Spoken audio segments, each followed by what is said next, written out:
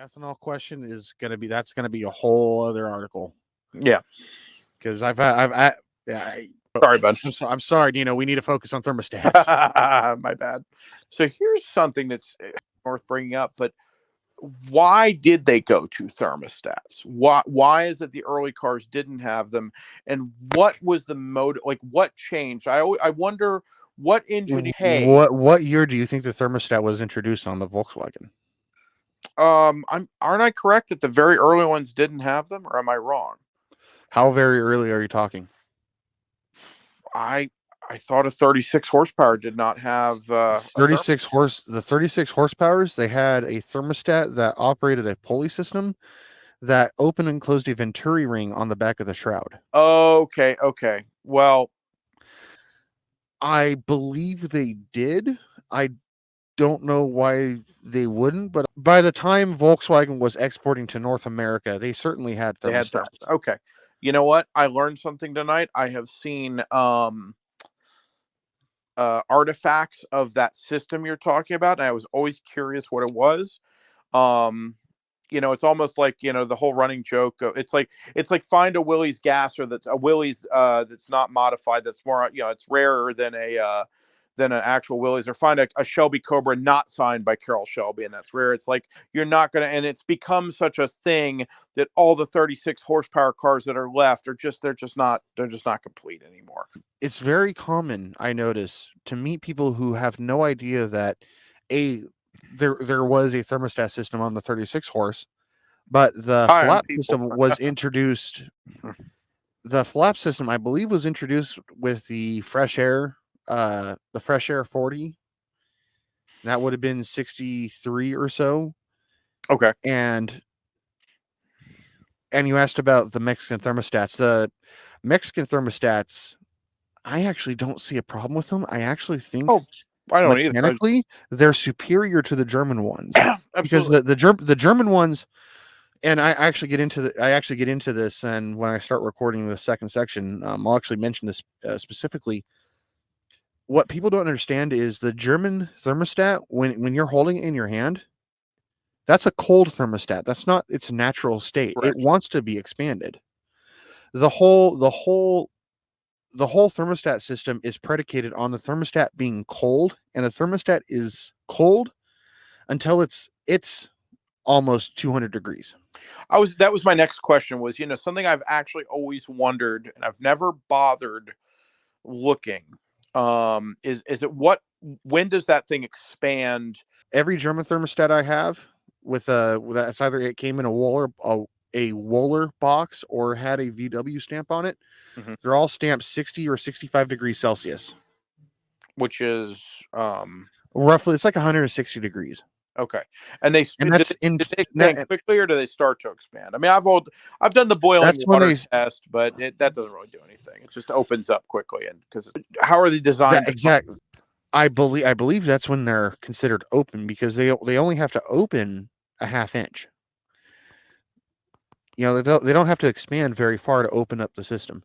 And the reason I'm pointing all this out is because the Mexican thermostats work the opposite way. They're in their natural state, and as they warm up, they expand. Gotcha. But their default state is closed, and that's why they quote unquote fail closed.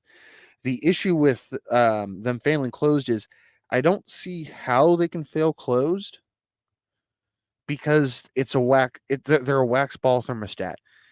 The Mexican thermostats are just like any water-cooled thermostat in any American V8 going all the way back to the 1950s. It's the same technology, just applied to an air-cooled system as opposed to a water-cooled system. And that system is pretty dang reliable. The wax ball lifting up a piston system. Right. Because there's nowhere for the wax to go. Right. And the way the Mexican thermostat is built is it applies that to that flap system. But I actually don't think I get into. I don't think I'm getting into that with this piece, because again, that if you're going to consider thermostat change, then that's a different conversation. This conversation is about, we should be preserving as finely detailed knowledge as we can, because it's getting lost in real time.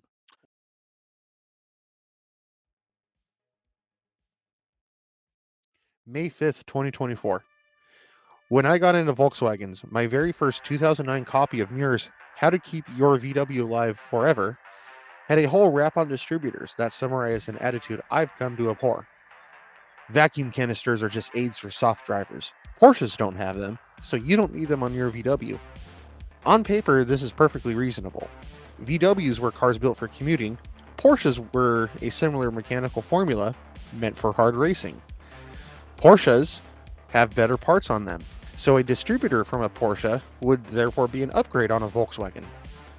But what Muir omits is that the vacuum advance on the distributor is a part of a different system. Porsches with dual carbs behave differently than Volkswagens with single carbs, and the vacuum connection keeps the VW's carburetor, throttle, and distributor, ignition, synchronized together. I've written a whole different piece on this. You can find No 9 if you're interested in the details. This isn't supposed to be a tech article on distributors. The only reason I mentioned 009s, however, is because in a matter of a few years, I've noticed a shift in opinion when it comes to advising a new driver on what distributor they should get. Recommendations have shifted away from the 009 fits all approach, and I'm glad for it. No slight on the late Mr. Muir, but he got this part wrong, and I'm glad that the VW community is realizing that Volkswagen may have had it right the first time. And as time marches forward, and the OGs of the VW community wave goodbye, leaving their cars behind for us to take care, it's not just a matter of virtue to the machines themselves, but a matter of honoring the work it took to produce these cars, and to keep them alive for the better part of 100 years to now. So, this is about the other bugaboo. Another system that is woefully misunderstood by the average VW forum reader, and one that increasingly, I'm told, doesn't even exist. And that is the thermostat system. A whole system Volkswagen engineered and installed on every single bug, bus, Carmageia, and thing. This system is now so alien that some engine builders apparently don't even know that it exists. Pick a professional Volkswagen engine builder at random, and almost certainly they will say that the air-cooled Volkswagen's thermostat system is an irrelevant mess of fragile components. They claim that it assists with warm-up in cold climates like Germany. And they claim that in a worst-case scenario, the thermostat itself failing may cause the flaps inside the shroud to seize up. Well, the second myth is easy to bust, and the whole system is sprung open. The flaps are actually only held closed by a cold thermostat. And while the long pushrod between the thermostat and the flap apparatus can be a pain, checking and adjusting it for clearance through the cylinder head was just one more procedure that Volkswagen required of its engine builders. Aside from that, the flaps are sprung open, so if there's ever a malfunction with the thermostat, it's an easy, if not a little grimy, job to remove the thermostat and the flaps will snap open. That is to say, the thermostat was well thought out for the driver, just like most functions on an old Volkswagen. If you're lucky, just change the thermostat and you'll be on your way. So it's not as complicated as some guys make it sound. But why take the risk? Because at the end of the day, I get it. This all just sounds like extra work, doesn't it? Just give the following some consideration, because this is where the mythology of cold climates is wrong. The thermostat on any engine, like the thermostat in your home, regulates temperature. It doesn't make anything colder. That's the job of the heat pump, whichever way it needs to work. And the air-cooled Volkswagen is a heat pump made out of some pretty rudimentary materials. The air-cooled thermostat regulates how the Volkswagen heat pump expands because of the aluminum heads, the magnesium case, the steel crankshaft, and the cast iron cylinders all expand at different rates, at different temperatures. The thermostat system is designed so that these all expand uniformly by allowing the cylinders to soak up and expand completely before cold air is introduced. And because the engine is a heat pump, it doesn't matter if the temperature outside feels cold to you, or warm to you, or somewhere in the middle. The thermostat opens up at 160 degrees because engines are pumping out 400-degree exhaust gases. The difference between a German winter day and a California summer day is still far less than the difference between any ambient temperature and the engine's operating temperature. Engines are operating well above the hottest day in Death Valley, and because of that difference, dismantling the thermostat system means that all of those different metals are going to fight each other. And don't take my word for it. Gene Berg had the laboratory to test what the damage is. And in his words, removing the shutters in thermostat increases engine wear 15 to 17% and often causes cracked heads even in Southern California. Naturally, the percentage is much higher in colder areas. The internal engine parts cannot heat up and expand together at the proper rate when the thermostat is removed. Understanding that the myth persists from factory-trained dealer service departments who, rightfully so, found the flaps and pushrod system to be a regular annoyance, and even possibly a time sink. So, in 1974, it's not surprising that Steve the Stealership wrench got away with saying, "Nah, you don't need this," as he throws the stat in the trash bin. Steve Stealership knew that he can get away with it because the Beetle was the first second car that didn't need to last forever for most families. But consider the fact that regardless of whether you're in 100-degree Tucson, Arizona, or 20-degree Kennewick, Washington, the thermostat doesn't open up until its internal temperature is 150 degrees. The thermostat restricting air allows heat to build up in the cylinders, so they expand uniformly. Without the thermostat regulating that expansion, cold air dumping and full blast cooling the cylinders, while the pistons are trying to expand, causes warping and extra wear. Predominantly, this wear is on the piston rings. And you know this if you've taken apart any old 1600 in the last decade. If you've taken apart any used engine with aftermarket cylinders and noticed that there's still cross-hatching, that's actually because the rings glazed the cylinders before they seated. And I bet you didn't remove a thermostat when you dismantled that engine. My point here is that it serves nobody to continue perpetuating the myth that thermostats don't do nothing in my climate, except the laziest hack mechanics trying to dupe unsuspecting customers.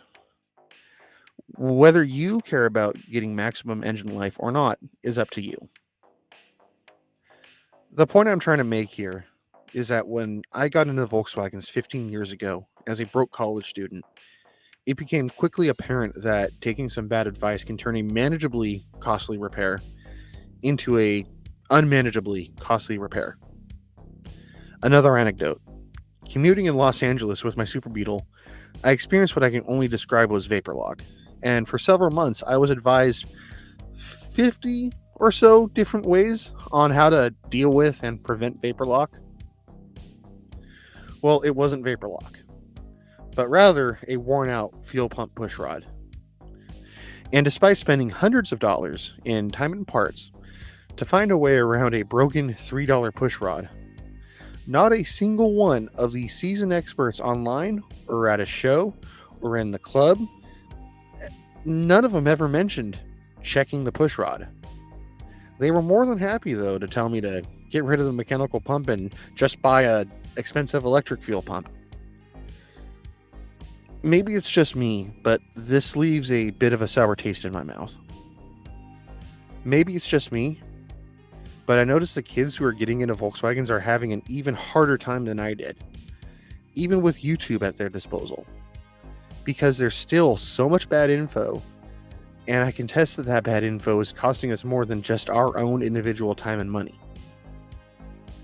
I can't tell you why I haven't quit Volkswagens, but I've lost track of how many new drivers are effectively passing around the same dirt cheap heaps with the same very basic problems like a worn out pushrod, and they can't find a mechanic who understands how the thermostat system works, and they sell the kid on just buy an electric fuel pump.